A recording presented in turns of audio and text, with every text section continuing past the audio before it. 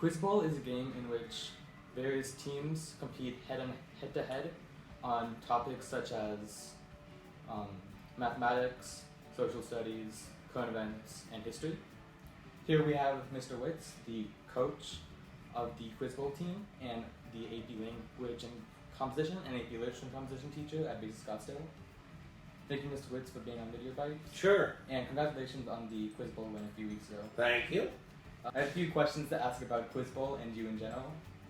What is the highest level a school's Quiz Bowl team has gotten to?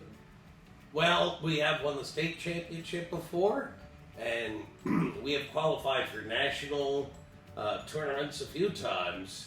And when we started about 10 years ago, there was only one division, so all schools across the country competed in the same tournament.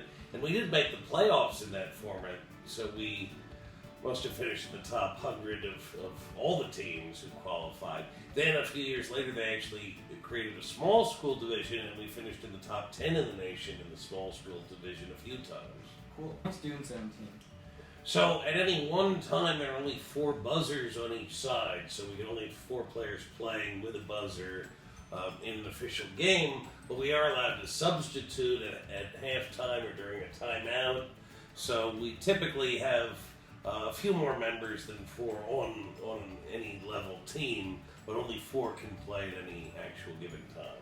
So during club meetings, I'm assuming you guys just practice using that format? That's mostly what we do. So I have some different kinds of questions which I enjoy to mix up practice. So we have speed check questions, and we have my favorite, the lightning round, where there's a specific category and 10 questions that the students have to buzz in on in a minute, and we try and get them all right. So we practice that way, but of course in practice we can have different players sharing a buzzer. So and I also swap out students a lot, so everybody has a chance to buzz in. Do you have work outside the club meetings? I advise them that studying some frequency lists that we have and following up in their areas of interest is good practice, and sometimes I sort of fake quiz them on some of the frequency lists because we know that a lot of the same questions come up again and again, so I hope that they prepare for that. But it's not required to do a lot of work outside of the meetings.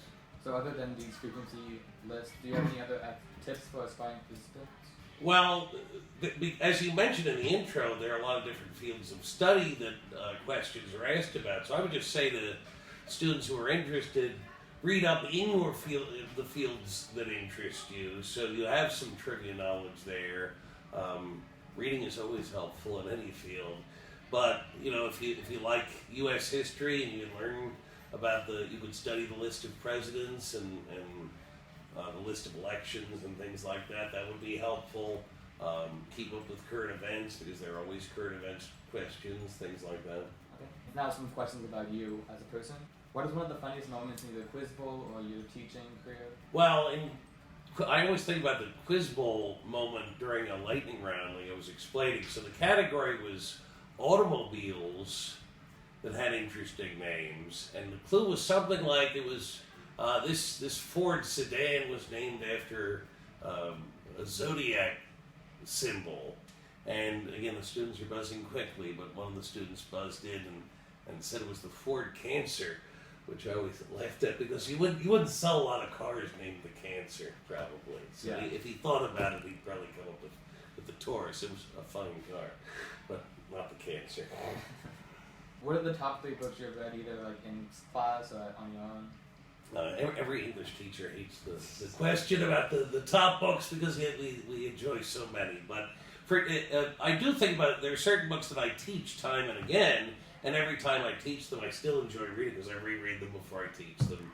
And so every time I reread The Great Gatsby, I still enjoy Fitzgerald's writing and notice new things that are in there. I've enjoyed teaching The Awakening for many years now. And also, with what I'm teaching right now, King Lear, every year that I read Lear, I still discover something new and pertinent. Speaking of Shakespeare, if you could play any Shakespeare character, who would you play? Well, so I do play King Lear in the classroom, and since he's older, I think he's a good part for me. Okay, cool. Thank you for being on Video Bites, Mr. Witz. You're certainly And welcome. good luck to the Quiz Bowl team in the future. Thank you very much, Kishore.